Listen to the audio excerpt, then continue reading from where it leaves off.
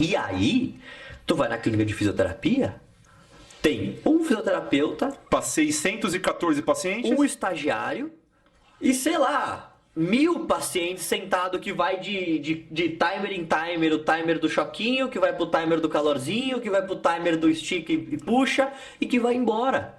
Então a pessoa associa, cara, eu não vou ir pra essa merda e fazer isso aqui. A pessoa não entende o que tá acontecendo, só que isso não é fisioterapia. E aí, povo, beleza? Como é que vocês estão? Eu sei que vocês estavam ansiosos pro retorno do meu brotherzaço Victor Cardoso. Ele é fisioterapeuta e quebrou a internet falando sobre coluna. Às vezes a gente tem que falar as verdades, né? Verdades difíceis de se engolir. É, boa. Aí quem ouve a verdade difícil de engolir, toma um copo d'água e... Bem grande, bem geladinho. Entendeu? Água com açúcar para ficar bem calmo. Isso, relaxar. Por falar em água com açúcar que não funciona, nós vamos falar sobre mitos e verdades da fisioterapia. Então é o seguinte, faz assim, Vitor. Aqui, ó. Todas as redes sociais do Vitor estão aqui no card aqui embaixo. Segue ele, curte, compartilha, faz a lição de casa, por favor. Precisa fazer igual o Vitor e me dar uma moral no meu humilde podcast. E com certeza que você vai se entreter, vai aprender e vai ajudar outras pessoas. Então dá aquela moral pra mim, dá aquela moral pro Vitor, certo? Certíssimo. Então, bora, vamos que vamos. E assim, ó. Assiste todo o episódio, assiste os outros, que o trabalho do Otávio tá sensacional. Você não tá perdendo nada, tá só ganhando. E bom, vamos lá. Vitor, vamos começar assim já jogando no ventilador, certo? Quando a pessoa tem algum problema físico, articular, por aí vai, e ela vai no médico, sei lá, coluna, joelho, ombro, entendeu? Automaticamente, quem que é o médico a se procurar? O ortopedista. Isso. A pergunta é exatamente essa já. Precisa mesmo passar pelo ortopedista ou pode ir direto no físio? Qual que é a ordem fora convênio? A hierarquia, né? É muito comum, né? A gente acreditar que a gente precisa primeiro ir passar no médico para depois ir pro fisioterapeuta. Porque isso virou uma crença ou virou algo que acontece no convênio, acontece pelo SUS. Então a gente tem essa hierarquia de que primeiro o médico, se precisar, vai pro fisioterapeuta. Só que tudo isso depende de cada caso. Em muitos casos, passar primeiro pro fisioterapeuta vai te economizar dinheiro do que ir primeiro pro médico.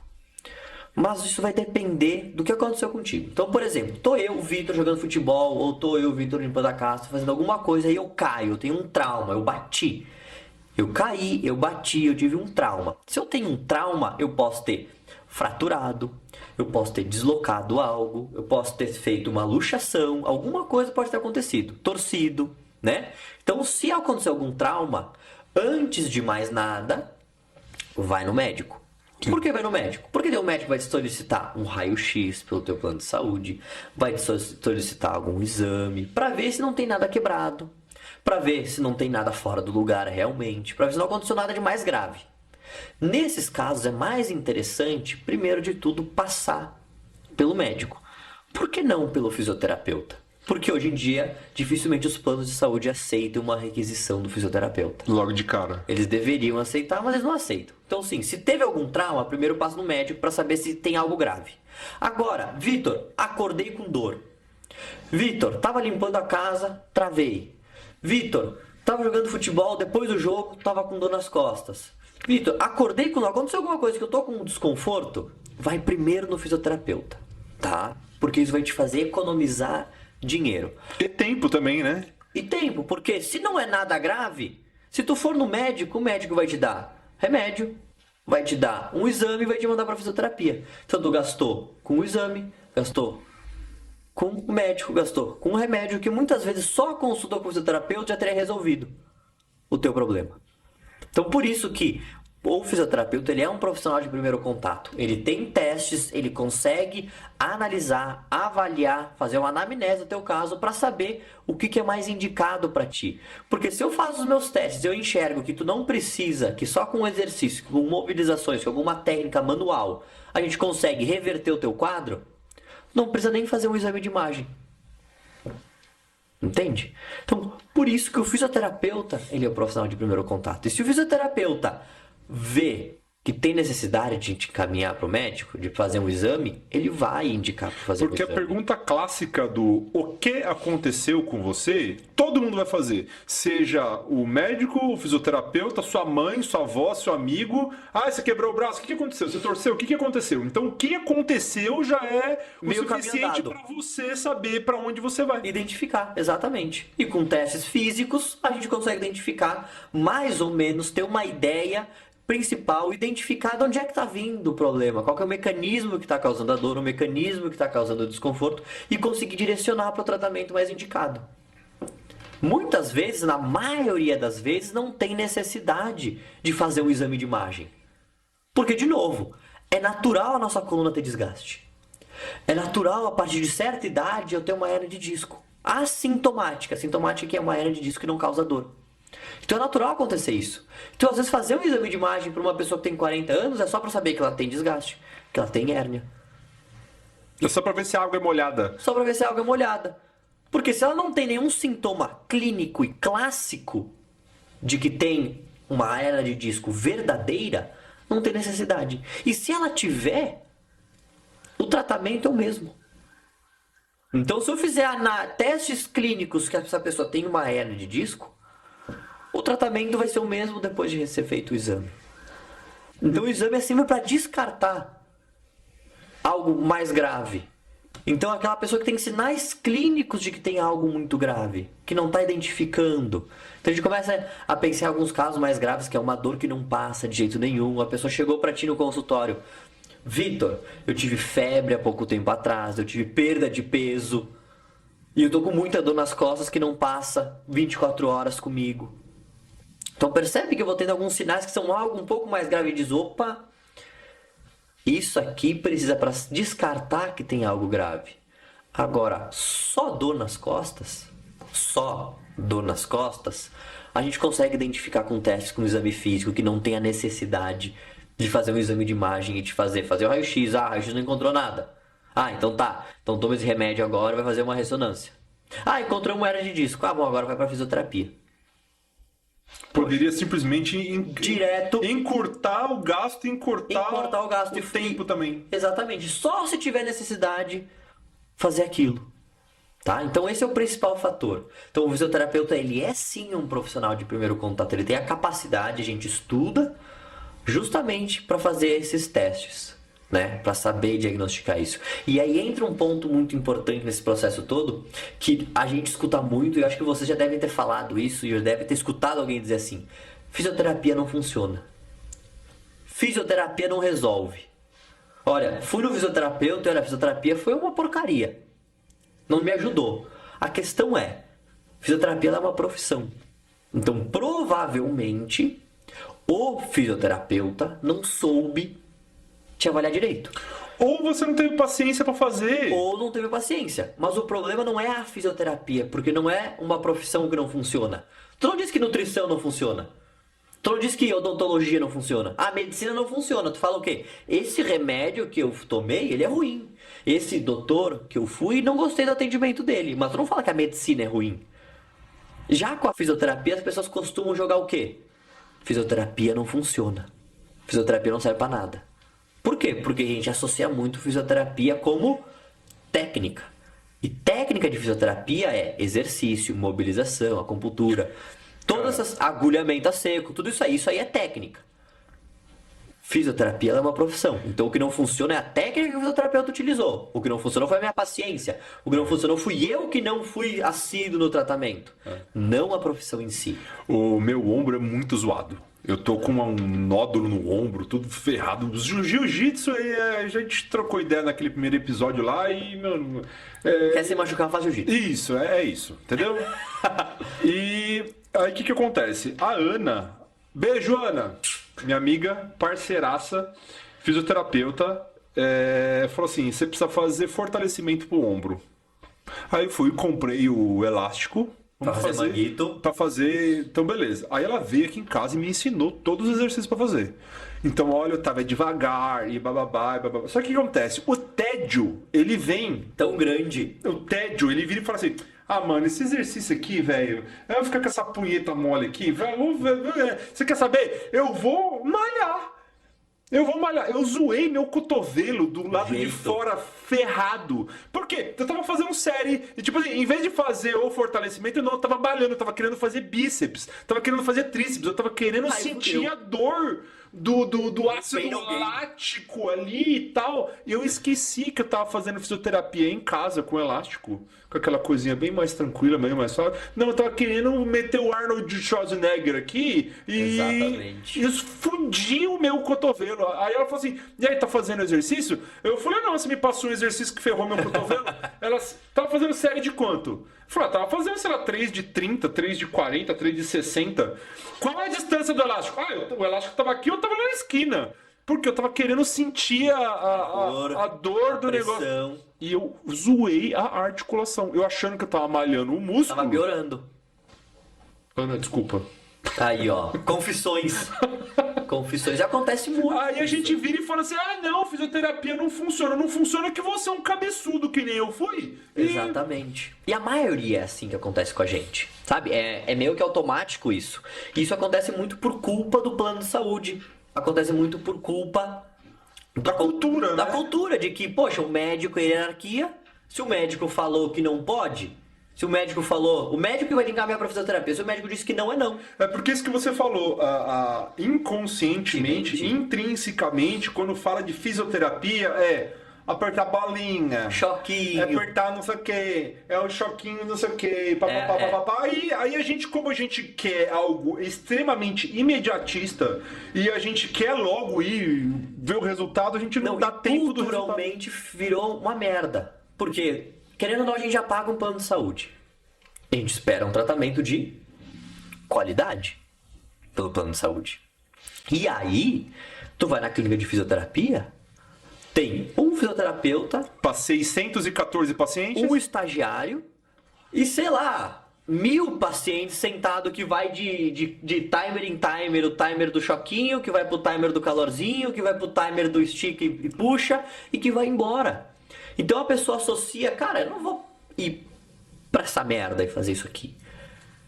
A pessoa não entende o que tá acontecendo, só que isso não é fisioterapia. Isso não é a verdadeira fisioterapia. Então fazer, fisioterapia não melhorou, sim, mas fazer essa merda aí é melhor que eu não fazer nada. é melhor não fazer.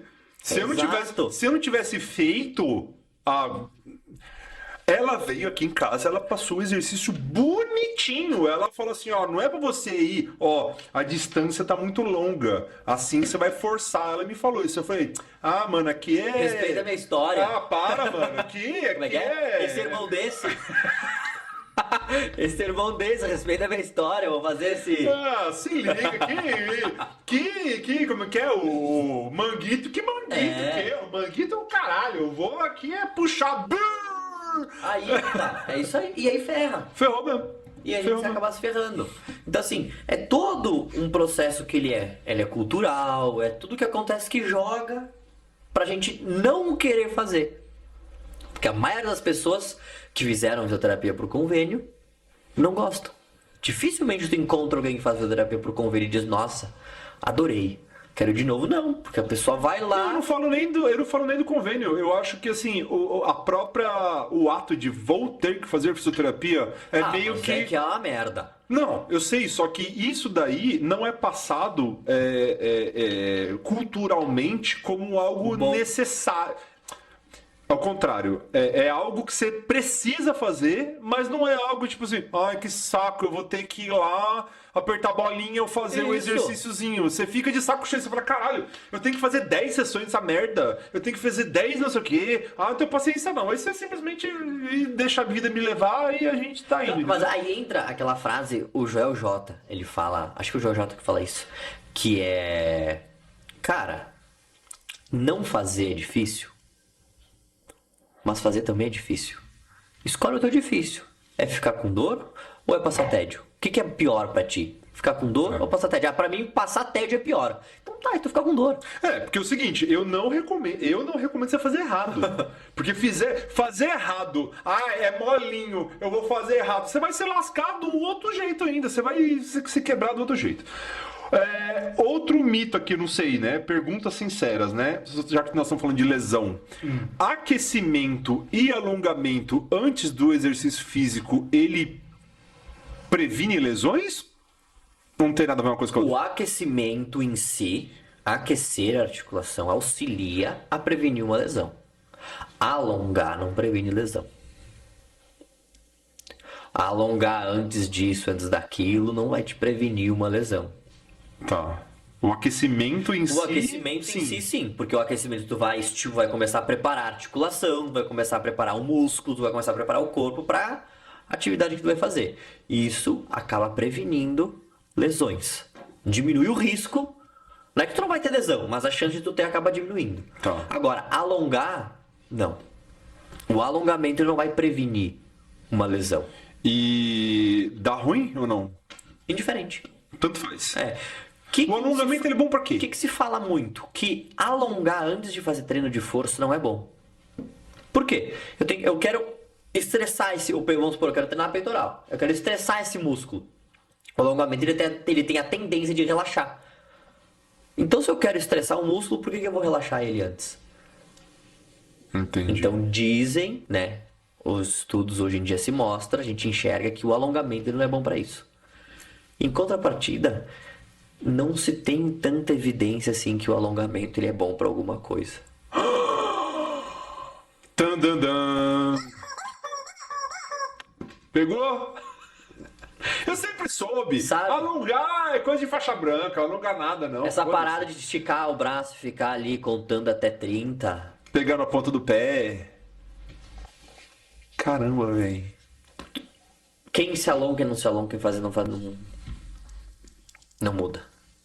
Então assim, quer alongar porque tu gosta, se sente bem? Alonga. Não quer? Não alonga. Quanta gente se alonga e se lesiona? Quanta gente não se alonga? Alongamento lesiona? Claro, se você... Né? Mas assim, existe alguma coisa... Porque prevenir não previne. Existe Mas tu tem que ser muito grosseiro, né? Tem que ser um negócio muito estúpido pra acabar se arrebentando alongando. Né? Tem que ser... Não me testa, Vitor. Tem que Não ser... me testa, Tem que ser Vitor. assim com força. O cara tem que querer. Tanto que, tipo, as pessoas acabam se lesionando com alongamento. Vamos supor, uma distensão às vezes muscular. Alonga demais o músculo. Mas agora, por quê? Eu quero me alongar, vou esticar. Ah, estourei o bíceps. Não. Eu vou me dar um armlock aqui. Não. Agora, por uma força, uma carga externa muito maior, se alonga demais o músculo, ele vai ser lesionado. Agora, se eu na minha casa vou só esticar de forma tranquila para sentir a sensação que eu tenho de que quando eu alongo sinto mais relaxado, aí sim, Muito bom. tá? Tu vai sentir esse alívio, tu vai ter essa melhora. Agora, o alongamento em si ele não vai prevenir lesão. Alongar depois do treino não vai evitar com que tu tenha mais performance. O que hoje em dia o que se sabe que vai melhorar o teu recovery, porque as pessoas falam muito disso, né? Ah, tem que alongar por causa da dor pós-treino. O que se sabe que traz maior recovery para a pessoa, recuperação, é massagem. Massagem tem uma das melhores evidências pra... Poxa, eu fiz um treino pegado, foda pra caralho. Me matei. Massagem é um dos melhores recoveries que tem. Muito Caramba, melhor não que o sabia. alongamento. Não fazia a menor ideia. Então, o alongamento... Tanto que aquela história tipo... Ah, então pra não ter dor nas costas tem que alongar, encostar a mão no chão. História pra boi dormir. É muito mais fácil achar um problema em ti do que uma solução, né? Então é só olhar pra ti e dizer, tá encurtado. E a bailarina que tem dor nas costas, culpa o quê? O cara do circo que tem dor nas costas, culpa o quê? Massagem pra dor na coluna, resolve? Depende pra que tipo de dor, pra que momento que a pessoa se encontra.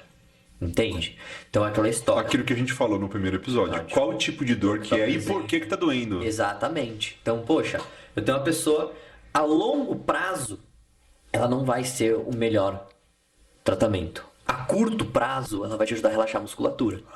Então, massagem é ruim? Quem que não gosta de massagem? Ninguém não gosta de massagem. É bom, relaxa. Vai te ajudar? Vai. Vai resolver o teu problema?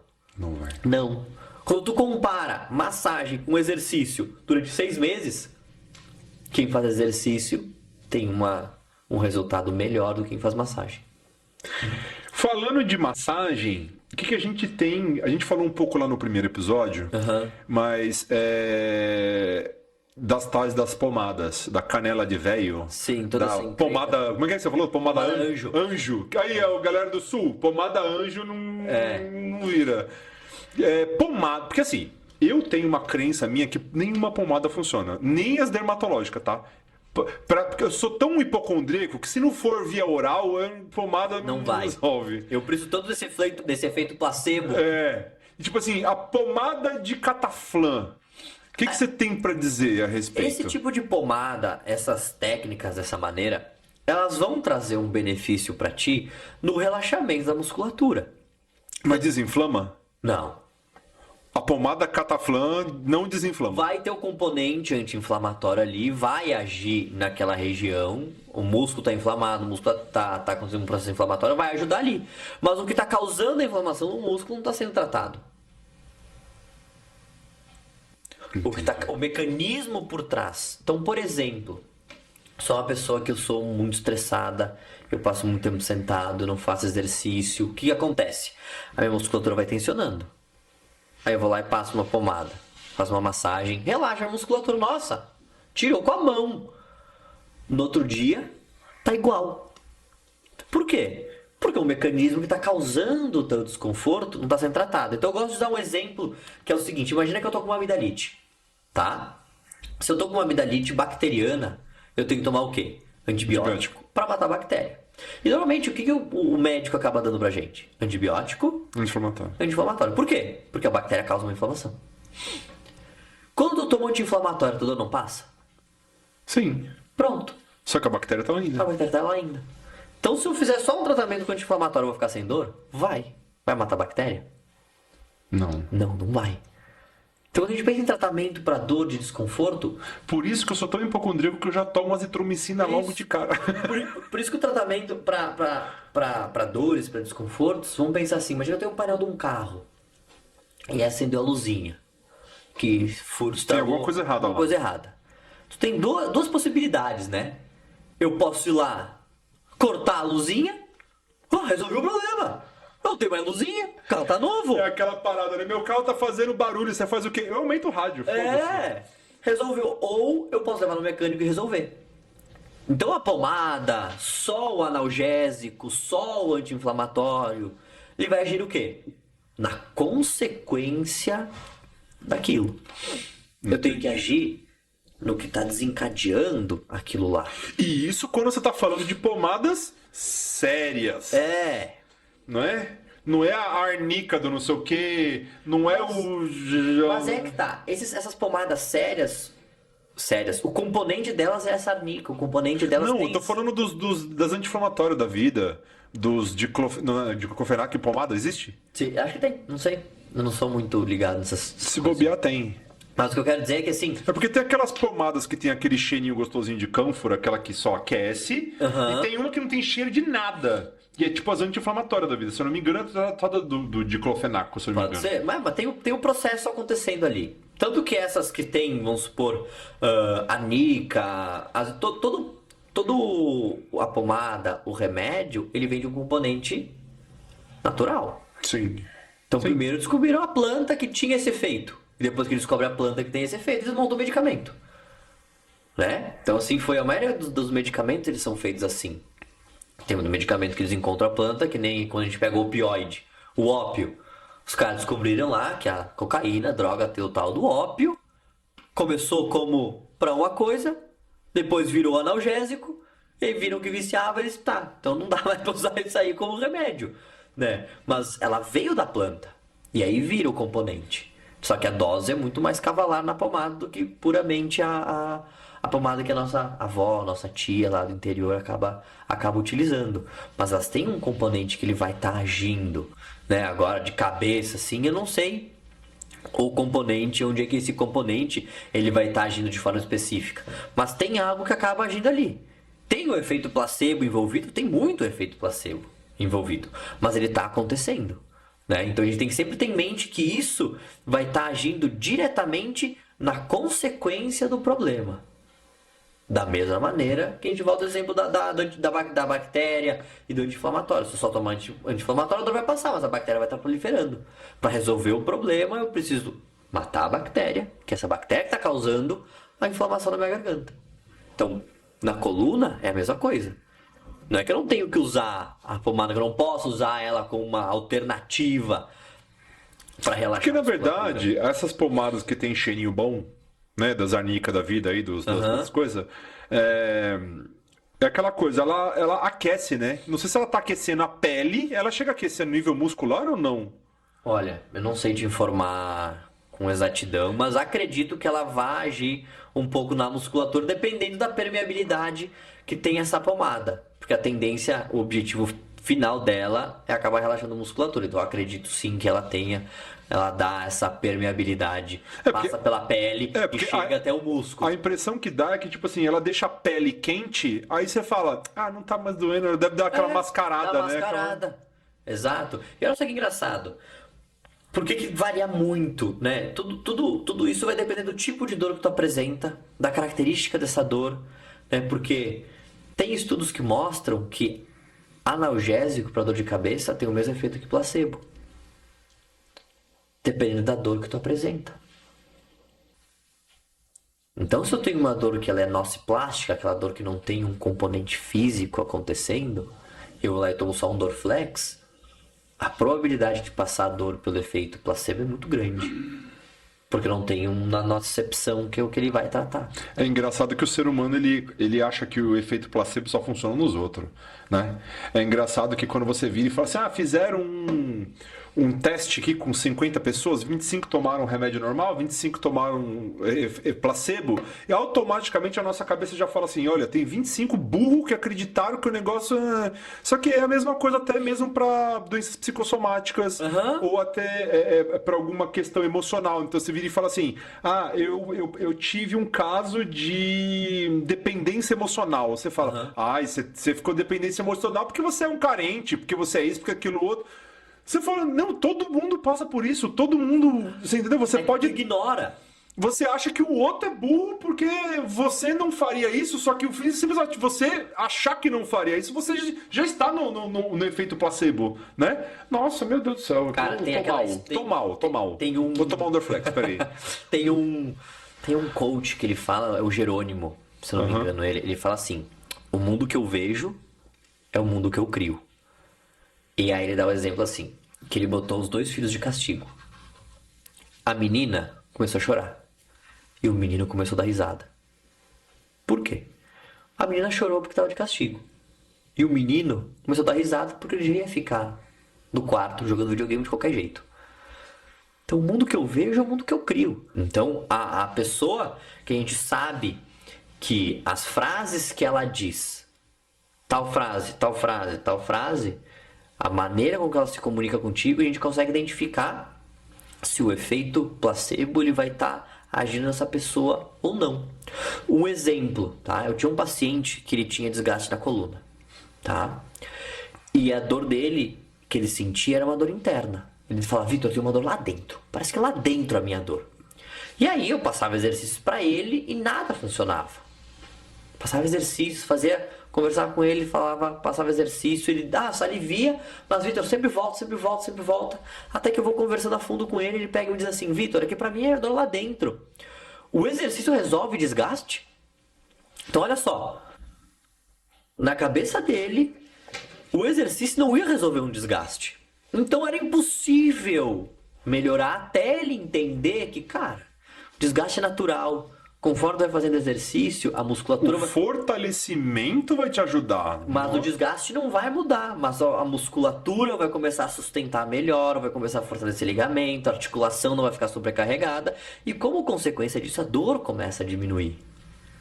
Mas na cabeça dele, ele não entendia como que o exercício ia resolver um problema de desgaste. É porque é aquela coisa, né? Que você também falou no outro episódio. Não é porque tá doendo que você não deve exercitar. Exato. Né? Porque eu fui criado assim, que tá doendo, não mexe, espera sarar. Não mexe, espera sarar. Não mexe, espera sarar. A múmia tá ali. É aquele mesmo, já fazem 84 anos que tá esperando. Sabe? Então é isso que começa a acontecer com o paciente. Por isso que a comunicação com ele é muito importante. Porque um dos maiores erros que eu vejo hoje na área da saúde é que o profissional não sabe se comunicar com o paciente. E aí eu falo A, ele entende C e faz D. E aí o tratamento não dá a volta. Porque se ele não entendia porque ele tinha que fazer o exercício, ele acabava não fazendo. Se na cabeça dele o exercício nunca resolveu um desgaste, então ele nunca ia melhorar. Então não tinha por que ele fazer. Então não estava acontecendo nada. Então olha como o que acontece na nossa mente influencia em como o nosso corpo responde, que influencia se o resultado do tratamento vai dar bom ou não vai dar tão bom assim. Então tudo muda. Em outras palavras, o profissional, no caso fisioterapeuta ou qualquer outro, Ou qualquer outro, médico, nutricionista, psicólogo. ele depende muito da disponibilidade emocional de quem está precisando de tratamento. Também. Sim, tanto que na fisioterapia, na área da saúde, a gente chama de bandeiras amarelas. Que são fatores emocionais que essa pessoa tem. Então assim, uma pessoa ansiosa, depressiva, estressada, que tem medo, essa pessoa tem mais dificuldade de se livrar da dor. Tem mais propensão a ter dor crônica. Então, para como Irmão, depois que eu dei entrada no hospital achando que eu tava infartando, porque eu tava com dor no peito e meu braço formigando, e eu dei entrada no hospital, real, assim, eu só... Não infartou porque não era a hora. Não, era crise de ansiedade. Era crise de ansiedade. Porra, véi. Então tudo isso influencia. E a gente tem que identificar esses fatores no paciente. E o paciente tem que saber disso. Porque na cabeça do paciente, ele vai fazer. Na cabeça do paciente, a melhora ela é como? Ela é linear. Ela é daqui eu melhoro pra cá, daqui eu melhoro pra cá, daqui eu melhoro pra cá, então eu só vou melhorar, nunca vou piorar. Na cabeça dele nunca vai ter queda no tratamento. Ele nunca vai ter uma piora no que tá acontecendo, porque eu tô tratando. Só que o tratamento tu tem uma melhora, aí que acontece nesse dia? Teve estresse do trabalho. Tu não conseguiu parar. Tu não conseguiu comer direito. Tu não dormiu bem na noite passada. Tu vai ter um decréscimo, um aumento no teu desconforto. Vai diminuir um pouco o teu tratamento. Mas depois tu vai voltar a melhorar.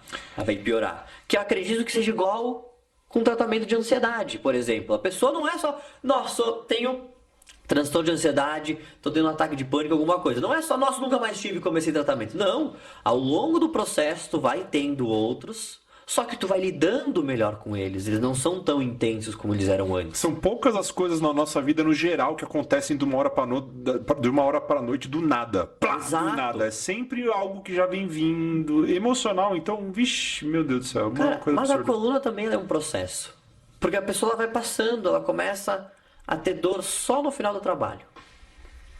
Então ela tem nos dias que ela trabalha mais, que ela vai para o setor X ou Y, ela tem dor. E aí ela tá com aquele desconforto. Aí no outro dia não tem, aí no outro tem. Aí no outro dia não tem, e no outro tem. E ela vai indo dia sim, dia não, dia sim, dia não, dia sim, dia não. Até que começa 2 dias sim, 1 não. 2 dias sim, 1 não. 2 dias sim, 1 não. Aí começa 3 dias sim, 1 não. Aí começa a acordar com dor. Aí começa a acordar e dormir com dor. E ela não se dá conta. Ela vai indo, vai indo. Porque acorda com dor, mas passa. Acorda com dor, mas passa. Até que um dia ela começa a acordar com dor e a dor fica até meio-dia. Aí um dia a dor começava só às 6 da tarde, começa a começar às 4. A balança começa Começa a pender. a pender para um lado Começa só. a pender para um lado só. E aí aquela dor que ela era recorrente, ela começa a virar contínua. E agora a pessoa acorda com dor e vai dormir com dor. E agora aquela dor que ela acorda com dor e vai dormir com dor, ela começa a ser contínua e dependendo do que ela faz, ela tem um pico de dor muito forte. Então ter um pico de dor não significa que o teu problema piorou. Significa que a tua dor não está sendo tratada.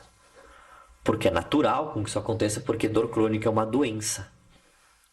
Não é um sintoma. Então hoje em dia dor crônica se trata como doença, não como sintoma. E toda doença ela tem sinais e sintomas. Então quando tu tá gripado, não é normal ter febre? Dor de garganta, Sim. às vezes. Não é normal ter coriza, cansaço. Então se tu sabe que tá gripado e tu tem febre, tu se preocupa? Ou tu entende que é da Eu febre? entendo que é da febre. Eu entendo que é do quadro, né? Se tu tá gripado e tu tem canseira, o olho começa a ficar pesado, tu fica preocupado ou tu, poxa, tô gripado, normal? Normal. Quando eu tenho uma dor crônica e a característica dela é ter picos de dor, se eu tenho um pico de dor não é porque a minha hérnia aumentou, não é porque o meu problema piorou, é porque é característico da minha doença que é a dor crônica. Então eu tenho que começar a controlar os picos, tenho que começar a controlar a intensidade, tenho que começar a controlar a área que tá doendo. Então percebe que são vários controles que o fisioterapeuta ou o profissional que está tratando tem que cuidar. Então normalmente a gente tem aquela ideia de que é só tratar a dor. Tá, mas se tu tem dor a cada 3 semanas e tu só trata quando tem essa dor, e tá sempre assim, É um loop, não vai ter fim. tu tá Não vai tratando ter só fim. o pico de dor, tu não tá tratando atacar o mecanismo que tá causando esse desconforto, percebe? Então é muito mais complexo do que a gente imagina.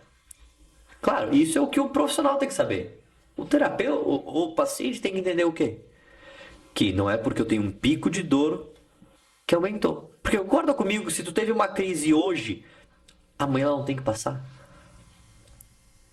O normal ela tá lá. Tu tem que estar lá por muito tempo, no mínimo 7 dias. Então só tem uma crise hoje, deu 2 dias, passou? E ainda quando tem aqueles pacientes safados que nem eu, que tipo assim, beleza, tô com dor. Tô com dor. Eu tô fazendo fortalecimento, tô não sei o quê, tô pegando umas leves, tá melhorando. Quando começa a melhorar, eu vou arrebento tudo de novo, velho. Eu sou macho pra caralho. E pau nos caras ali. Sabe por que isso acontece? Porque é o seguinte. Trouxice. Não, ficar muito tempo sem fazer as coisas.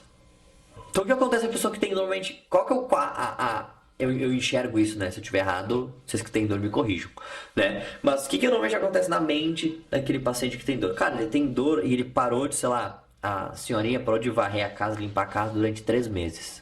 Durante 15 dias ela não limpou a casa. A casa dela sempre foi limpa. Aí ela teve que parar de limpar por 15 dias. A casa tá na zona. E ela acordou bem depois de 15 dias. O que ela vai fazer? Limpar Ela tudo. vai voltar a limpar tudo. Sim. E vai Pra acontecer compensar. E vai acontecer o que E depois? vai forçar aquilo que não é e vai se lascar de novo. Exatamente. Vai doer de novo. E aí ela vai pensar o quê? Limpar a casa é ruim. Só que o ruim não é limpar a casa. O ruim é que tu quer limpar a casa toda de uma vez só. Em vez de limpar hoje, eu vou limpar só a cozinha. Em vez de fazer um rolinha, não, a gente quer sair na porrada com todos os alunos com metade da tua idade que Exatamente. toma bomba e assiste vídeo no YouTube aprendendo golpe que você nunca viu na vida. É isso. Você quer segurar os rojão no peito. É isso que acontece.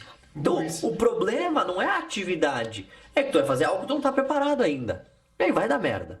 E aí, só que a tua cabeça de novo, ela vai levar pra pensar no quê? Putz, eu não posso fazer aquilo, porque eu só enxergo que quando eu fiz isso eu me machuquei. Não, e outra coisa, e tem o fator idade também, né, mano? Ah, O fator idade, porque quanto mais idoso você é, mais teimoso você fica.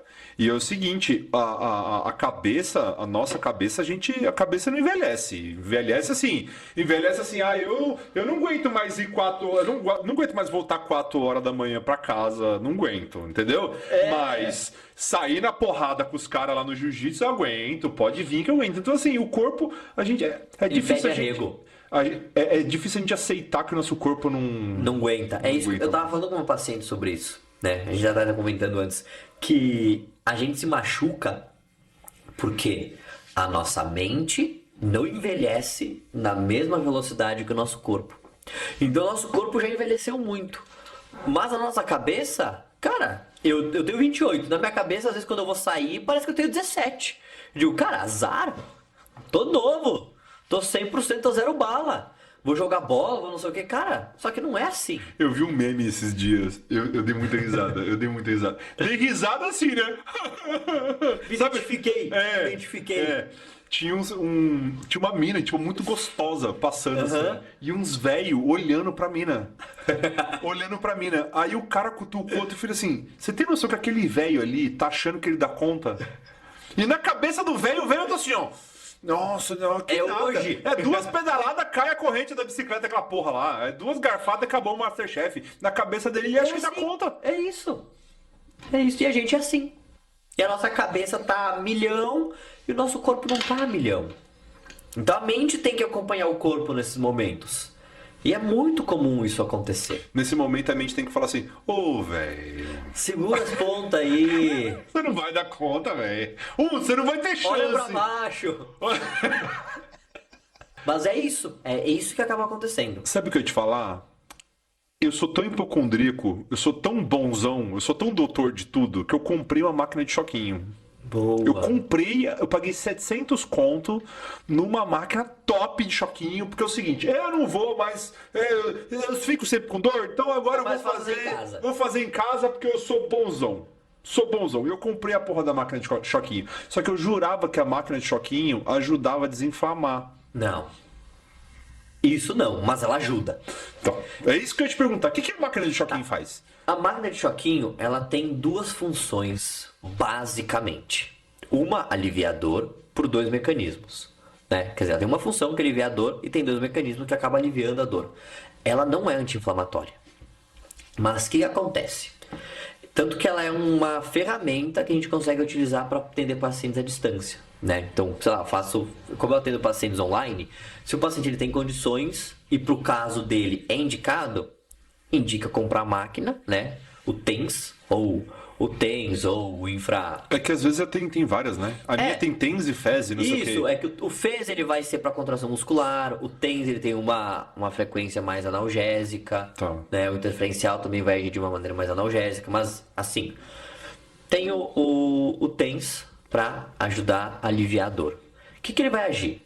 Primeiro na teoria das comportas, que a gente começou a conversar isso no outro episódio, que eu tenho uma fibra que ela é lenta e uma fibra que ela é rápida, tá? Que são as informações que saem, que vão sair daqui, vamos supor, tá doendo aqui, machuquei a palma da minha mão, machuquei aqui, né? Tem uma fibra aqui, tem um neurônio, né? Uma terminação nervosa livre que vai perceber o machucado aqui que aconteceu, ou um corte, ou vamos falar do corte, né? Eu bati, eu me cortei, vai perceber que aconteceu algo aqui. Essa informação vai começar a vir pelo meu braço, vai subir até a minha coluna no nível baseado do dermátomo que está aqui, vai subir para o meu encéfalo, para o meu cérebro, que vai perceber tudo o que está acontecendo e vai dizer, poxa, machucou. E o cérebro vai interpretar, se machucou, doeu, né? E vai voltar uma informação para dizer que tá doendo aqui, tá? É isso que acaba acontecendo. O que faz a máquina de choquinho?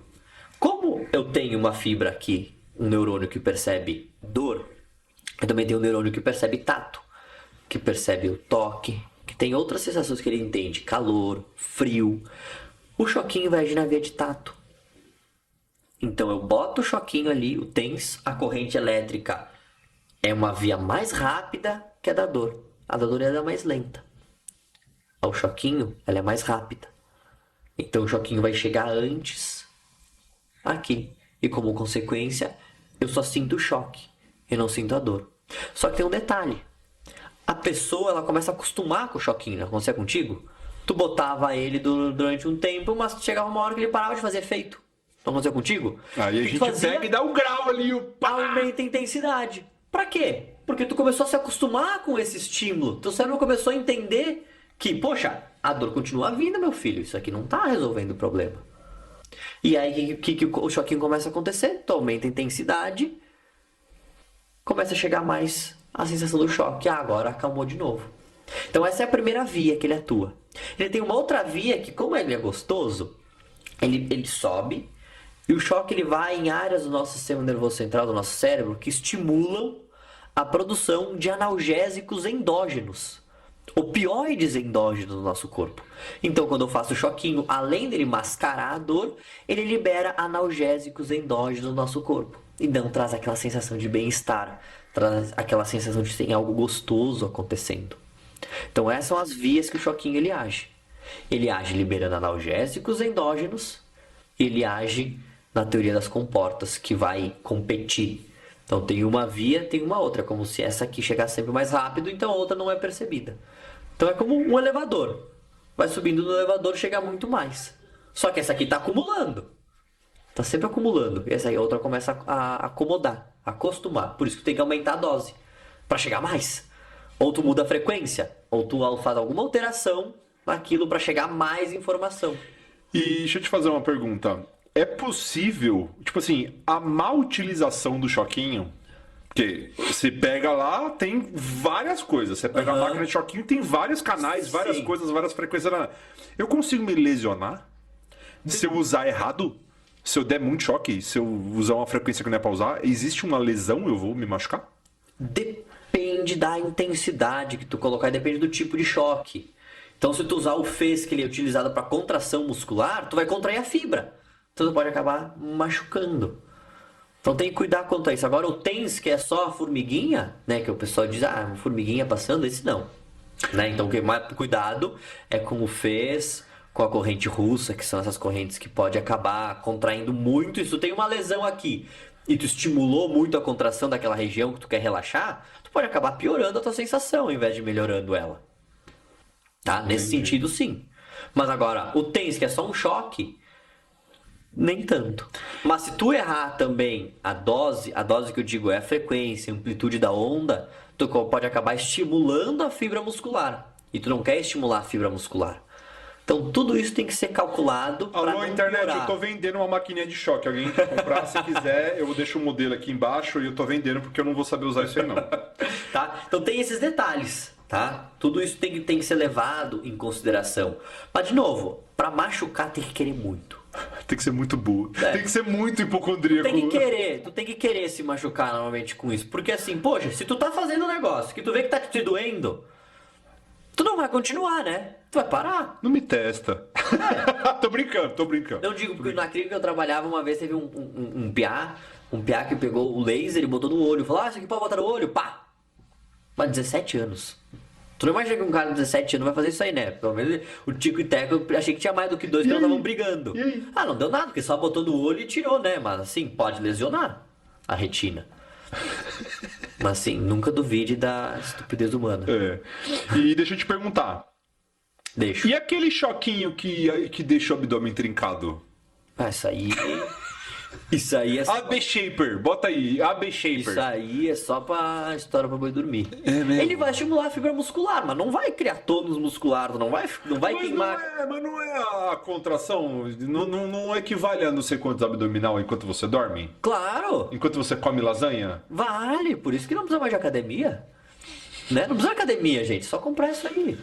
Não funciona, não vai te trazer o efeito. A cinta da Graciane Barbosa não funciona? Mentira. Ah, tô achando que funcionava. Gel modelador. Esses? Cinta modeladora, gel modelador, nada disso. Não acredito, cara. Cara, a minha mãe usou cinta modeladora a vida inteira. Ela tira a cinta. Só funciona enquanto você tá usando. Exato. E a da contração vai contrair e depois vai parar. Cara, nossa, muito boa essa pergunta. Aquela cinta pra coluna. Ah, lembra quando a gente falou do colete no outro episódio? É a mesma. Merda. Agora, fez cirurgia na coluna, cirurgia grave, utiliza. Porque tua musculatura tá muito fraca, fez uma cirurgia, fez algo. Agora, tô com dor, vou usar cinta. Nossa, Quanto velho. mais tu usar, mais fraco fica a tua sustentação da coluna. Quanto mais fraca a tua sustentação da coluna, mais sobrecarrega. Quanto mais sobrecarregar, mais dor. Eu tô certinho, velho. Tô certinho. Eu pegava, quando tô com dor na coluna, eu pego a faixa, E tu amarra. eu esguelo ela de um jeito a ponto de me dar dor de intestino. Não, Entendeu? De tão pesado que fica o negócio. Tô usando legal, tô sabendo bem, então. Não, tá certo, continua assim, é mais um paciente, não tem problema. Da puta. Não, mas assim, e o que eu quero dizer é assim, poxa, tá fazendo um treino na academia botou, sei lá, 60 quilos cada lado. Não, aí é outra coisa. Aí é aquela Isso. cinta pra. É. De apoio mesmo, né? Estabilização. Poxa, cara, tá fazendo academia lá, botou 120 quilos de cada lado, os powerlifters, não sei o que precisa de um auxílio, é outra coisa. Não, eu tô Porque falando eles- daquela cinta bege Sim, mesmo. não, eu digo isso porque sempre tem aquele, mas o cara usa, sim, mas o cara tá botando 150 quilos de cada lado pra fazer um agachamento. Não, eu tô perguntando sobre aquela cinta bege mesmo, aquela cinta cor de calcinha de véia. Essa aí? Sabe qual é? Charmosa. É, aí tem a diferenciada. grandona e tem aquela bem. E tem a menorzinha também. Eu tenho as duas. Serve pra nada. Só pra te atrapalhar, na E a verdade. cara, aquela porra, custa 120 pau aquela merda. Viu só? Quanto mais tu usa, pior tu fica. Plano fidelidade. Por isso que os caras indicam. Que aí quando tu melhora com essa, tem que comprar outra coisa. Já te botam, né? Que é na história do carrinho. Tu compra a cinta e já diz embaixo, ó, se você quiser comprar esse aqui que vai te ajudar também, tu já compra. Tá? Porque não vai ajudar. É o mesmo esquema. Teu corpo ele é preguiçoso. Tu vai começar a usar isso. Quanto mais tu usar. Porque ele é gostoso, né? Sim, dá um. Não, e tu usa, tu não precisa fazer força. É. Então, o músculo para de funcionar. É aquela história, é o mesmo esquema de anabolizante. Né? Quando o cara começa a usar muito, o que acontece? Começa a parar de produzir porque já tem uma demanda externa. O corpo é preguiçoso pra O corpo caralho. é preguiçoso, aí o cara tem que fazer aqueles tratamentos pra voltar, não sei o que, não sei o que, não sei o que, não sei o que. Entende? O corpo ele é preguiçoso. E deixa eu te fazer uma pergunta. E Só a mais questão de impacto? Cara, impacto ele é excelente pra coluna. Como assim, mano? Como Impacto assim? ele é excelente pra coluna. Como assim o impacto é excelente pra coluna? Explica isso pra Porque a nós. nossa coluna, ela precisa de impacto para ser saudável. Tá? Então imagina o disco, o núcleo polposo do disco da nossa coluna. Então a gente tem o disco da coluna, que tem um anel que ele é fibroso, tá? Depois, dentro desse anel fibroso tem um núcleo que ele é gelatinoso. Esse núcleo gelatinoso, ele não tem aporte sanguíneo. Então não tem nutrição. O que tem nutrição é o anel fibroso ao redor. Dentro do núcleo pulposo não tem nutrição. Então como é que nutre o núcleo? Como é que nutre aquela região? É literalmente uma irrigação, você tá falando? Aquela região ali, Ela ela não é é irrigada. avascular, não tem nada. Não tem nada ali dentro. Só líquido, né? Gelatinoso, a gelatina. Pra quê? Pra absorver o impacto. E como é que trabalha isso? Como é que isso aí fica saudável? Como é que isso aí é nutrido se não tem sangue chegando ali? Com impacto? Com impacto, porque gera o efeito piezoelétrico. O mesmo efeito que fortalece o osso é o efeito que fortalece o disco da coluna. O núcleo pulposo do disco da coluna. Caramba. E em relação ao joelho? Sabe dizer? Como assim? Porque, por exemplo, minha namorada, ela zoou o joelho porque ela botou na cabeça que ela era maratonista e foi correr. Correu, fudeu o joelho. Correu, balança, impacto. Você não tá preparado, vai sofrer. O joelho precisa de impacto. Mas não tanto impacto. Mas se não tá preparado. Porque qual que é o maior absurdo? Ela não. Então ele precisa de impacto, só que impacto progressivo. Não adianta você chegar lá e. Isso! E qual que é a estrutura? O que mais absorve impacto? O joelho? Não. Todas as articulações do corpo têm essa função. Não, tava falando em relação especificamente do Isso, joelho, isso. né? Não, tudo absorve impacto. Então, a articulação do pé absorve impacto, depois o joelho, depois o quadril, depois a coluna, e o impacto ele é distribuído pelo corpo. Sim, de baixo pra cima. De baixo para cima. Então, se eu não tenho uma boa absorção de impacto no meu pé, sobrecarrega o joelho. Se o meu pé absorve bem o impacto, o joelho não absorve bem, vai pro quadril. Porque essa carga vai dissipando. Então, não adianta investir R$1.000 num tênis. Isso que eu ia te perguntar. Cara, como é que o ser humano viveu o caçador-coletor que eles chamam? Nike 12 mola. Da época das pedras lá, da tinha. Os caras corriam quilômetros. Como é que eles caçavam? Sabe como é que eles caçavam? Os caras iam atrás do bicho e ficavam correndo atrás do bicho até o bicho cair morto. Porque o bicho não transpira. Ele não tem essa troca de temperatura que a gente tem. Eles caçavam na corrida? Eles ficavam correndo até o bicho cair duro no chão. Caçador-coletor. Então os caras ficavam correndo, por quê? Por que a gente transpira? A gente consegue fazer essa troca de temperatura. Então o nosso corpo não entra em piripaque. Isso tem no Sapiens. Então os caras iam correndo, ficavam correndo, até que uma hora o bicho cai duro. Caía de exaustão. Cai de exaustão, porque ele não consegue fazer essa troca de temperatura, ele ficava fugindo e os caras ficavam correndo atrás. Então eles não tinham que correr que nem os malucos. Eles só ficavam correndo. E ficavam correndo. Obviamente, cada um deles tinha um Nike 12 mola no pé, entendeu? Lógico, um Mizuno, tinha um Mizuno lá, era bom isso aí. Mas zoeiras à parte, e o tênis, como é que ele realmente é bom? Ele interfere? Qual que é a... Conforto. Se os caras correram a vida inteira de pé descalço, por que agora tem que ter um tênis? Mas o tênis... Tanto que teve um cara, eu não vou me lembrar que maratona que foi, mas acho que foi em 1942 que o cara ganhou a maratona de pé descalço. Das Olimpíadas. Mano, correu a Olimpíada descalço. Maratona. Isso. Ele era um africano, se não me falha a memória, ele era um africano que ele correu a maratona de pé descalço.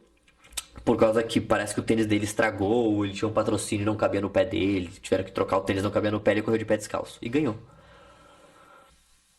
Então assim, o tênis, ele te traz conforto.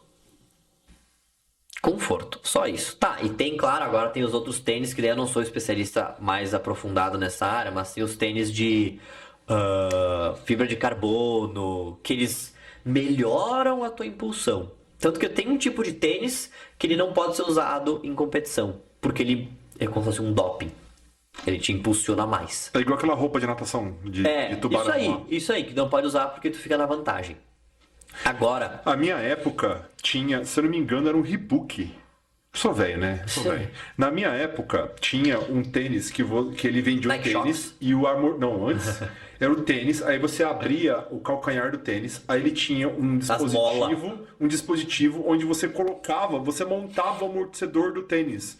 Tinha duas... Você já viu isso aí? Não vi, mas isso me lembrou que tem um estudo que fala que quanto maior o amortecedor do teu tênis, maior o impacto que teu corpo carrega. Porque como tem um amortecedor maior, o teu pé já percebe que ele não precisa absorver tanto impacto. Então sobra mais pro teu corpo. Querendo ou não, quando você bate mais pra cima, ele vai devolver. Quando você bate mais pra baixo, o amortecedor vai devolver pra cima. É que vai depender da mecânica da tua pisada e a absorção de impacto. Não é tão simples assim. Não é tão simples assim. Mas o que foi visto é que quanto maior o amortecedor do teu tênis, quanto mais amortecedor tem, que na teoria devia amortecer mais o impacto, mas pelo contrário, ele gera mais impacto pro teu corpo, porque o pé não vai estar fazendo a função dele de amortecer. Que o principal amortecedor do nosso corpo são as nossas articulações. Então, se o teu pé não está absorvendo impacto, o amortecedor não faz a função do teu pé. Ele sobra mais pra cima. Esse tênis aí, quem tá beirando os 40 aí sabe. Vai lembrar. Ele tinha tipo um copinho invertido, onde você colocava uma borrachinha amarela, ou verde, ou laranja. Uhum. Aí, na caixa, tinham as instruções. Era puta tênis de Playboy, nunca tive, mas eu já vi, né? Amigos meus tiveram, nunca tive. E você colocava, não, agora eu vou correr, não sei o que. Aí você colocava a borracha. Ajustava. Tudo para tirar dinheiro dos trouxas. Tanto que não muda nada. Claro, hoje em dia, tu não vai correr de pé descalço no asfalto, né? Vai queimar o pé. Mas a diferença de você correr com um Mizuno de 10 pau e de um Quixute é o conforto. É o teu conforto. Se tu se sentir bem correndo com um Quixute, com o Guides novo, vai com o teu Quixute. E azar do goleiro. Agora, conforto importa. O status fica mais bonito, mas não vai influenciar na tua prova. Porque tu vai correr. O que importa é conforto, né? Tanto que exercícios que a gente utiliza para fortalecer, para trabalhar a musculatura, é exercício de fortalecimento do pé. Porque como a gente está o dia inteiro de tênis, o que acontece? Nossa musculatura do pé não se movimenta como deveria. Nossa articulação do pé não se movimenta tanto. Então não trabalha essa musculatura. E o nosso pé acaba enfraquecendo. E caminhar de pé descalço fortalece o pé. Só que caminhar de pé descalço te dá gripe, te dá resfriado, entendeu? Você não pode. Imagino. Não pode. Crime. Não pode tomar, não pode comer depois que quer. Não pode comer e tomar banho. Mas, cara, tu acredita que essa parada aí de pé descalço, não sei o que, eu dificilmente eu fico doente. E eu me criei pé descalço, terra. No sul. Pulava em poça. Sabe quando chovia assim? Chovia nas poças e a água era quentinha e corria só nas poças. Bem Jaguara. Doença zero. Dificilmente fico doente. Agora, já a minha noiva que viveu dentro de apartamento... Nutella. Pô, não consegue botar o pé na grama porque dói o pé. Porque não é acostumada com a sensação da grama no pé. Então pra te ver como muita coisa influencia. Ela é de Caxias? Ela é de Caxias. Pra te ver. Vamos falar de CrossFit? Vamos. O que o CrossFit tem de bom para a humanidade, além de você ver as pessoas pagarem para correr na rua? Porque eu fico muito feliz quando eu vejo pessoas correndo que pagaram para correr na rua. Essa é a alegria da humanidade. Eu fico feliz. Eu olho, viro e falo assim: olha só que beleza. Se eles soubessem que dá para correr na rua de graça. Nossa, o mundo seria outro. Não, assim é bom, porque daí não tem tanta gente correndo, aí não congestiona. Deixa os caras pagar pra corrida aí menos gente corre. Mas é o seguinte, cara, CrossFit ele é excelente. CrossFit lesiona menos que futebol. É mesmo? Então a gente olha os caras fazendo os movimentos tudo maluco, tudo de qualquer jeito, lesiona menos que futebol. Então eu brinco que todo mundo diz assim, não faz CrossFit vai se machucar, não faz CrossFit vai ter lesão, não faz CrossFit vai se ferrar, né? Vai acabar com a coluna, vai acabar com o joelho. E eu digo, cara, eu esse ano joguei futebol 3 vezes. Uma eu machuquei o joelho, a outra eu joguei com o joelho doendo e a terceira eu quebrei o pé. Mas tu é ruim, hein, bicho? Não, ovelha não é pra mato. Fazer o que não sabe dá nisso, né? Fazer o que não sabe dá nisso. E aí o que eu quero dizer é o seguinte, cara, no CrossFit tu vai 3 vezes, tu não se lesiona as 3 vezes que eu me lesionei jogando futebol. E é o seguinte, tu não vê alguém falando, cara, não joga futebol que tu vai se machucar. Todo mundo diz assim, não, vai lá, futebolzinho que é bom. Mas não tem um jogo, numa quadra de futebol, numa cancha, que tu não vê um cara que ou estourou, torceu o pé, ou lesão muscular, ou ferrou o joelho, alguma coisa, tomou um tostão e ficou 3 dias sem jogar, alguma coisa acontece. Eu acho o futebol, de verdade, uma opinião minha, eu acho o futebol muito violento, por isso que eu faço jiu-jitsu. Isso aí. Não, jiu-jitsu é chazinho. Jiu-jitsu, imagina. Jiu-jitsu não se lesiona. Quase não tem lesão não no jiu-jitsu, não tem não. A gente quase assistir um Silvio Santos. Mas qual que é lógico, né? Como que você faz o CrossFit também conta, claro, né? Lógico, né? Você chega lá, uma menina pesa 50 quilos e o pneu que ela vai levantar pesa 83, ela vai querer... Não, mas essa é uma balança, né? Não adianta. Não é o CrossFit que lesiona, não é o jiu-jitsu que lesiona, é a burrice do ser humano que lesiona, né? É o teu corpo que não está preparado para o que tu quer fazer. Mas eu gosto de usar um exemplo que é o seguinte. Eu corria 3 vezes por semana, só que eu corria 4 quilômetros. Correto? Nunca me machuquei. Agora, se eu inventasse de correr 3 vezes por semana, 12 quilômetros cada vez, eu ia me machucar? Não sei, mas a chance era muito maior. Por quê? Porque eu tô acostumado a correr 12 por semana e não 36 por semana. Correr machuca? Não, mas o meu corpo não estava preparado para correr 36 por semana. Então esse é o raciocínio que a gente tem que começar a utilizar, que a gente tem que começar a pensar. O meu corpo está preparado para fazer aquilo? É tudo igual tu pegar um bodybuilder. Só a barra fazer um movimento desengonçado, ele vai se machucar? Não, não tem peso, não tem nada. Uma pessoa, uma senhorinha, fazer um movimento só com a barra, todo desengonçado, vai se machucar? A chance é muito maior. Porque a articulação dela não está preparada, o músculo não está preparado. Então eu gosto de pensar muito mais na preparação do meu corpo, na técnica, na carga.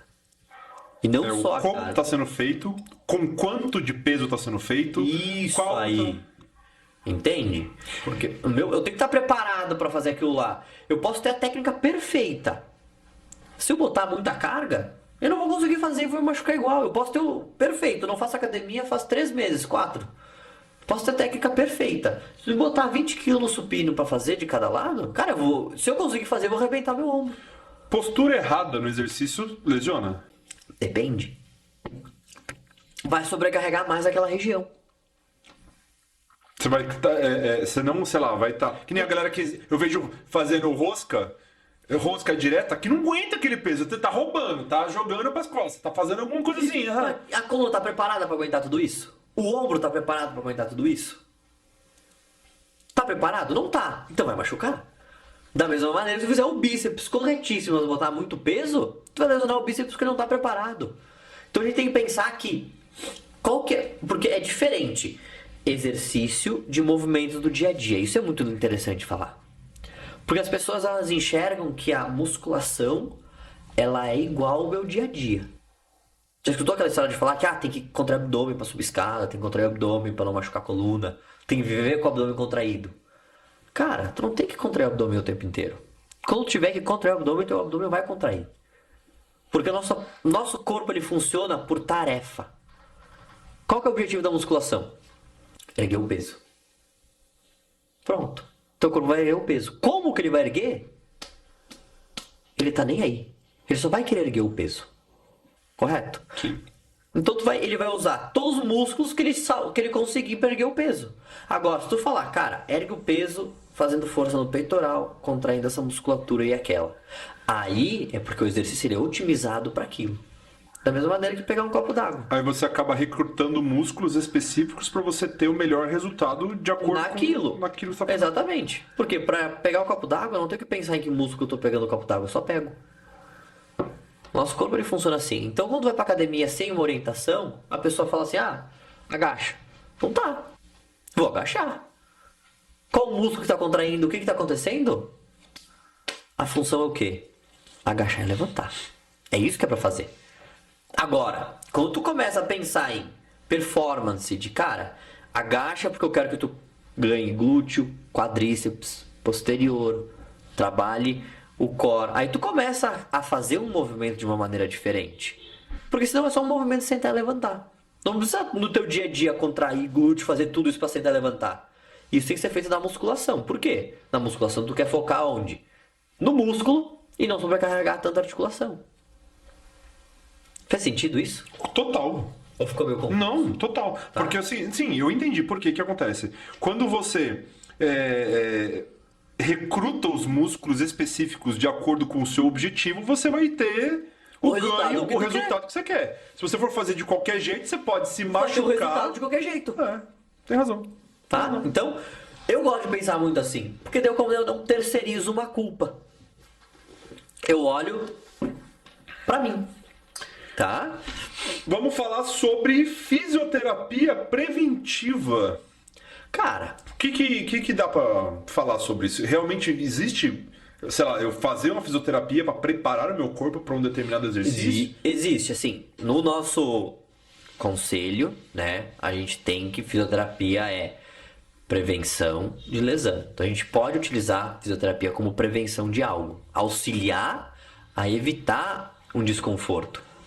Só que essa prevenção do fisioterapeuta, ela é como uma prevenção de fazer musculação, ela é como uma prevenção de fazer crossfit, de correr, de nadar. O que vai te prevenir de ter dores no corpo é a atividade física. Não é o fisioterapeuta em específico, não é o pilates, não é o funcional, não é o RPG. É o exercício. Tá? Então a fisioterapia ela atua com prevenção, como tu pode muito bem. Ai, eu adoro meu fisioterapeuta. Eu adoro fazer exercício com ele conversa comigo, ele é muito gente boa. Então tá, tu pode se prevenir com fisioterapia, com exercício de fisioterapia. Da mesma maneira que tu pode se prevenir com pilates, da mesma maneira que tu pode se prevenir com a musculação. Não é exclusiva. Mas aí a gente pode abrir um leque e entrar no mundo esportivo. Que aí o negócio é mais específico. O mundo esportivo é algo mais direcionado, tem um objetivo maior. Principalmente porque você já sabe mais ou menos qual que é a cadeia de músculos que é usado. É um alto nível, tu tem uma prevenção maior, tu tem uns exercícios mais específicos para cada tipo, porque tu vai ter cada tipo de demanda. Eu fiz academia eu fiz academia na academia, caralho. Eu fiz academia dentro da faculdade e essa faculdade sempre foi, aqui em São Bernardo, sempre foi muito forte na parte de handball. Uhum. Tipo, muito, muito forte na parte de handball. E até grande parte da seleção já treinou lá, tipo, profissa de handball. Então, a própria academia tinha aparelhos muito específicos para ombro. Muita coisa. Você fala, caramba, isso aqui é para ombro, isso aqui é para ombro, isso aqui é para ombro, isso aqui é para ombro. Tanto é que alguns dias da academia, a academia era fechada porque recebia só os atletas. Só os atletas de exercício específico Da handball. Pro handball, né? Então eu acredito que isso daí também ele. Claro, e um ponto muito importante é que, tipo, a fisioterapia preventiva ela auxilia, ela atua. Não é uma área assim que eu acho muito interessante, porque não tem a necessidade. Então tu vai ter o mesmo efeito pagando menos. Percebe? Então vamos me prevenir de ter lesões fazendo musculação. Mas se você é um atleta de alto nível, que tem uma outra necessidade parada. mais importante. Essa é a ideia. Então, uma pessoa comum do dia a dia não tem necessidade de fazer uma fisioterapia preventiva. Ela pode fazer por gosto. Ela pode fazer por gosto, mas necessidade não tem. Agora, o atleta de alto nível, de alto rendimento, esse cara é muito mais interessante. O cara da corrida, o cara do basquete, do handebol, do futebol, do crossfit, que vai competir, que precisa desse olhar mais específico, aí é uma coisa. Agora, gente do dia a dia, eu que não faço só, vou pra academia, não tenho um objetivo, algo específico a alcançar, não vou fazer um Ironman, não vou fazer um triatlo, não vou correr uma maratona, é o meu dia a dia. Eu posso muito bem só fazer um pilates, que já é algo muito importante, mas eu posso ir pro pilates ao invés de pagar algo particular. E o Pilates? O que você acha de Pilates? Cara, eu não gosto de fazer, mas ele é muito bom. Então, assim, quando as pessoas me pedem, Vitor, Pilates é bom, Pilates ajuda, eu sempre digo, cara, ajuda. Se tu quer fazer, pode fazer. Mas tu acha meio parado? Bah, eu acho meio parado. Até queria te ver isso, porque, cara, eu acho um saco Pilates. Eu recebo muito paciente que fala isso. Eu digo, cara, então não faz. Cara, eu tenho uma história muito boa de Pilates, que é o seguinte, em 2008 eu fui trabalhar num acampamento nos Estados Unidos. Olha, international. Onde cada monitor lá era de um país. Então, tinham, sei lá, 12 monitores, cada monitor era de um país. Aí, o dono do acampamento, que era da zoeira também, que era o headmaster lá, ele falava assim, e sempre tinha os meninos, né? E, tipo, óbvio, 12, 6 meninos e 6 meninas. Sim. E os caras sempre ficam testando força, vamos brincar de lutinha. Vamos ver quem é quem aqui. Vamos não sei o que lá. Então, tipo, a parada de competição masculina, assim, sabe? Principalmente com jovens, né? De cada um de um país. Então você imagina ali, né? O que tinha ali, né? Ucrânia é melhor que não sei quem, Estados Unidos é melhor que não sei quem. Não, aí é o seguinte, a partir do momento que eu era brasileiro, aí você daí sabe jogar futebol, não se joga porra nenhuma de futebol, filho. Nada. Nada. Aí o que acontece? Eu te entendo também. Pelo jeito você não joga bola muito bem, não. Aí o cara falava assim, então vamos ver se vocês são macho mesmo. O cara, eu juro pra você, ele pegou uma fita VHS de Pilates, só que era Pilates no chão, na bola. É o clássico, raiz mesmo, ali, não era o estúdio, nós estamos falando de 2008, tá? Meu irmão, ele botava, ele falou, vocês vão fazer isso aqui, vamos todo mundo lá, então vamos ver se vocês são macho, então, Vamos já ver que quem vocês é querem quem aqui. ficar, vamos, meu irmão, ele colocava a gente numa posição, velho, de tipo, assim, eu não tinha condição de ficar 30 segundos naquele negócio. É fudido. Prancha era o básico, assim. Prancha era o mais tranquilinho. Tinha umas posições dentro do Pilates com bola. É fudido pra caralho. Você fala, meu irmão, eu não tenho esse músculo dentro do meu corpo, velho. Um negócio Onde é que você eu fala- acho ele? Entendeu? Então, assim, entre o Pilates, a raiz mesmo, com no punk hardcore, e esse do aparelhinho de não sei o quê, eu prefiro o aparelhinho, porque aquele que eu fiz ali, meu Deus do céu, Cara, você é louco. e é velho. muito difícil. Ele é difícil. Eu não gosto. Eu já fiz, acho um saco. Não tenho, eu acho muito mais legal correr, adoro correr. Gustavo, agora não tô conseguindo E eu correr. prefiro sair na porrada do que ficar nas... Tem quem gosta, tem quem ame, né? Mas assim, ele é excelente. É uma ótima atividade. Ajuda muito pra coluna, ajuda muito pro corpo, né? Então, por que muita gente gosta dele? Porque ele trabalha respiração, trabalha alongamentos, trabalha movimentos, trabalha músculos que a gente nunca viu na vida, então dá uma sensação de conquista. Ele tem etapas que tu vai subindo, né? Então assim, musculação é só peso que tu sobe de nível. Esse Pilates de aparelho, ele é tão dolorido. Não, dolorido. Sim. Ele dói igual Igual o aquele da outro. fita de vídeo. Igual da fita de vídeo. Porque tu vai evoluindo, tem uma posição meio maluca, assim, que trabalha ali, o cara fica que nem, sabe as posições de RPG? Sim. Tu fica no RPG só ficando um negócio suspenso. Tipo assim, tu faz uma postura muito maluca. O negócio. Porque- É ele que tá curando a coluna? Eu tô fortalecendo, Tá né? trabalhando, mas tá fortalecendo igual qualquer outro, tá dando exercício, tá trazendo o benefício do exercício. Por isso que ele não é melhor que outra prática de atividade. Tá? Muito bom, tô adorando a nossa quebra de padrões aqui e já indo para o final do nosso programa, que daqui a pouco vai dar 10 horas de programa, né? Aí, ó, viu? Quando o papo é bom, ele rende. Cara, estalar dedo, osso, pescoço, coluna, Tá. estalar coisas, é benéfico ou é palhaçada nossa? É palhaçada? Então, olha só. Tem um mecanismo que age, muito importante, que é o que traz a nossa sensação de bem-estar. Mas, ao mesmo tempo, ele não bota nada no lugar.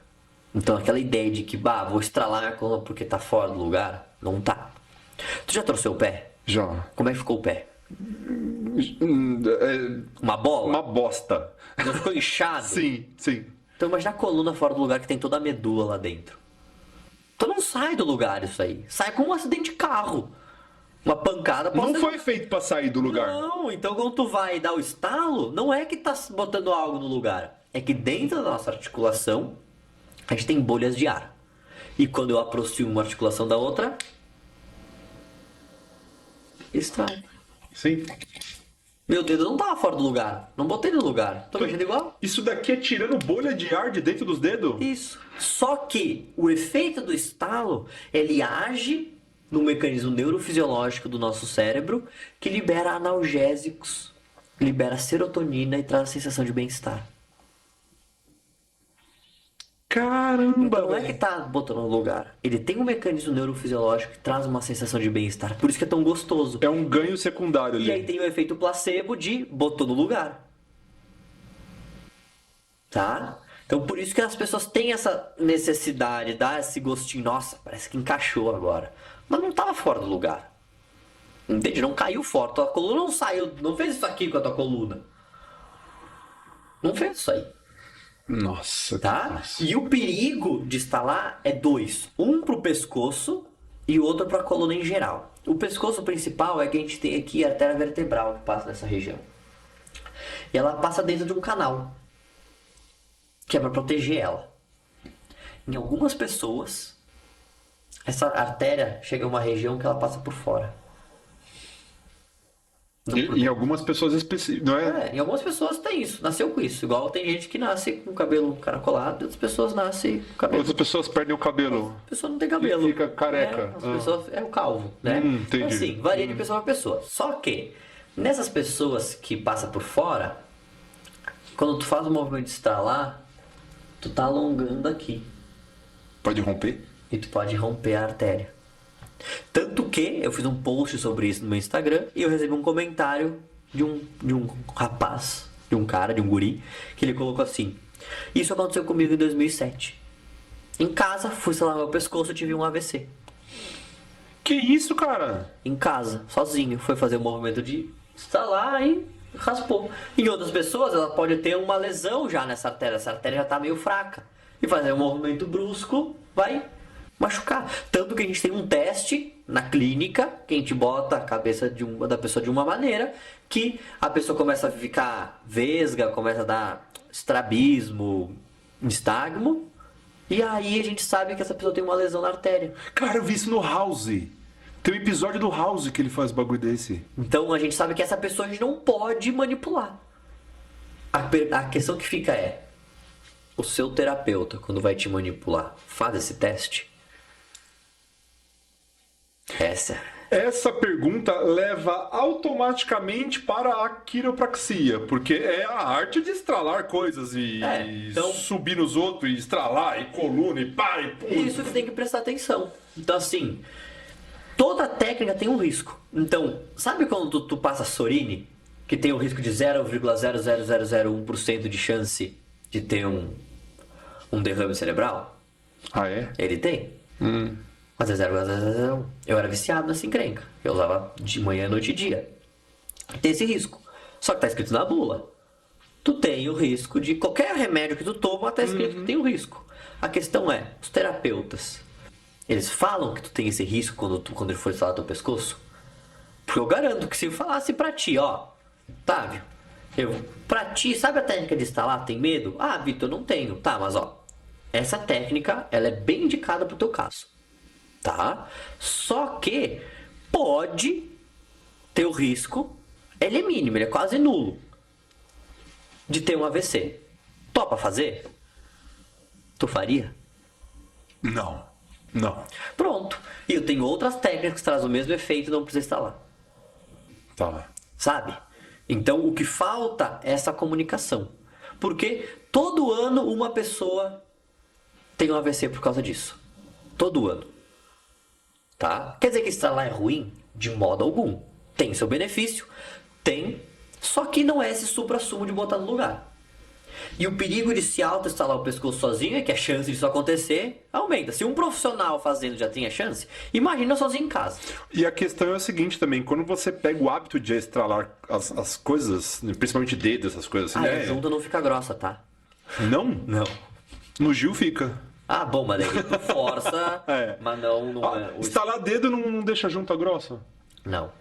O perigo de se auto-instalar além tirando o pescoço, o resto da coluna ou qualquer região do corpo é que pensa o seguinte: vai ter uma hora que não vai instalar.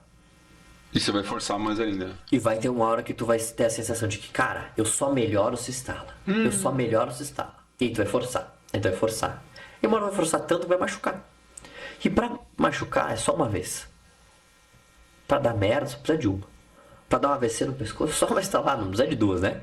Então assim, os perigos do estalo no pescoço e no corpo, qualquer região, é esses. Se tu sente que tu só melhora estalando, tu fica forçando pra ter essa sensação, tu pode vir a se machucar. E tem exercícios, tem algumas técnicas que a gente consegue utilizar, exercícios que dá pra ensinar o paciente, exercícios que dá pra ensinar a pessoa que ela faz e relaxa a musculatura e tira aquela sensação de que precisa estalar.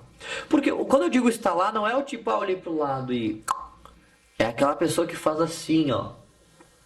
Que fica puxando. Sim, aquela que faz assim, né? Isso, que fica, é assim que faz, sabe? Esse é o perigo. Agora, pá, estalou.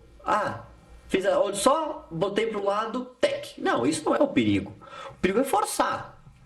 Esse é o problema, tá? Então isso é algo que é bom deixar meio claro, porque as pessoas se assustam com isso, né? E convenhamos, né? É algo que é um pouco preocupante. Lógico, né?